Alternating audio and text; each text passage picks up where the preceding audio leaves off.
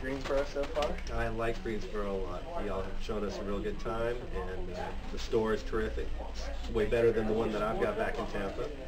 And good food, nice people. Okay. Any memorable moments? Memorable characters in the day? Well, actually, last night when we went out, had a couple of drinks at one of the places downtown. Some friends of Jermaine there were some wacky characters, and hopefully they'll show up again tonight. And but it looks like everybody knows each other here. Yeah. You have a bunch of good regulars. We're a town of 600,000 people. It's amazingly small. It's amazing who knows who. It's nice.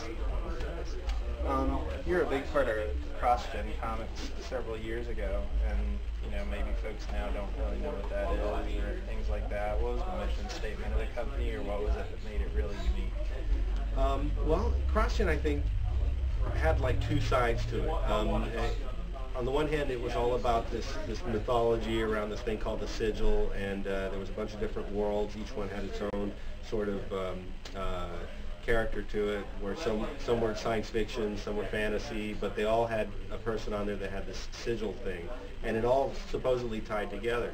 But I always looked at it as more of a genre publisher, a place where you could write a horror book and a spy book and a Victorian mystery book.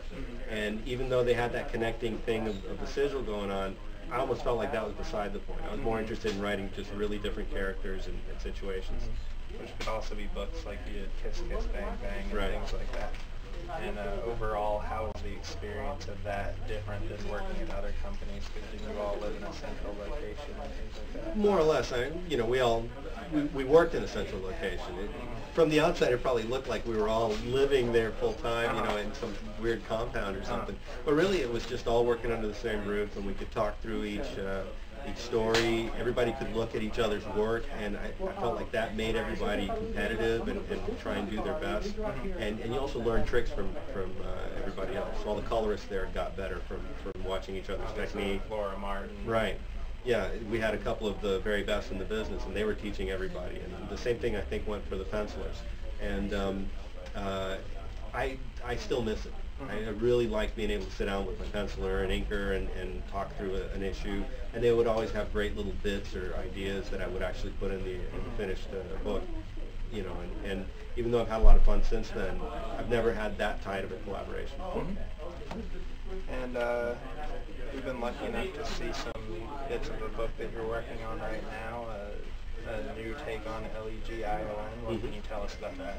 Well, that one's still coming together. It's going to come out in February, so they'll probably be announcing it sometime in the next couple of weeks. But it's, in all likelihood, won't be entitled LEGION, and we're narrowing down the finalists on what the title's going to be. But I'm really excited about that one because that was a book that I really liked in the 90s, and I found a way to revamp it where it's actually in some ways even closer to Legion of Superheroes, another one of my personal favorites. And yet it's still its own thing, and it's taking place in the present day. So the other thing about it is that the artist that's on it, Andy Clark, is fabulous. He's I don't like to compare people too much, but his stuff is as beautiful and precise as Travis Charris' work, which is saying something. Yeah.